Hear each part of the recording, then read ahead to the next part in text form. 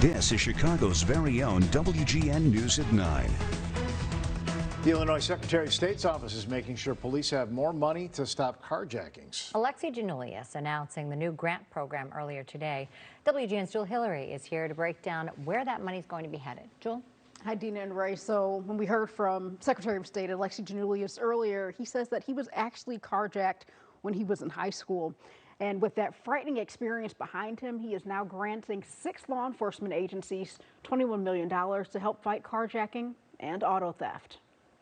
If a pursuit occurs, which often it does, the air assets are great to be able to keep an eye on that vehicle. Illinois State Police Director Brendan Kelly says last year ISP's air operations resulted in 52 carjacking arrests and 107 recovered vehicles. These crimes occur in what we view as a safe space. Thanks to $21 million in grants from the Secretary of State's office, Illinois State Police and 5 other agencies, including CPD, can buy additional resources to track down and prevent carjacking and auto thieves. State Police Director Kelly says the agency will use the new funding to replace 2 older airplanes, add additional canines, and purchase equipment like ballistic shields and infrared technology.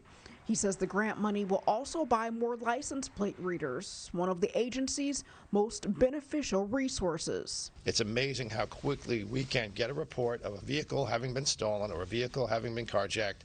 That license plate is put into the system. They can immediately identify where that hit was, be near that location, get eyes on that vehicle. According to the National Insurance Crime Bureau, there were nearly 12,000 more auto thefts in Illinois in 2022 compared to 2021. Since the start of the year, CPD reports 6,470 auto thefts in 2023 compared to just over 2,800 auto thefts during the same time frame last year. When it comes to carjackings year to date, CPD says they are down about 29% compared to the same time period in 2022. As agencies work to reduce the numbers even more, officials say drivers should try to avoid parking in dark and isolated areas, consider driving with someone, and have an exit plan. Where you position your vehicle within traffic, which lane you're in, how much room you leave yourself to the car that's sitting in front of you.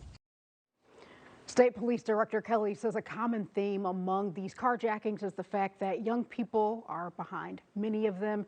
He also says that in numerous instances, these carjacking criminals consider committing the crime a rite of passage, unfortunately. How sad is that? Yep. Thank you, Joel. You're welcome.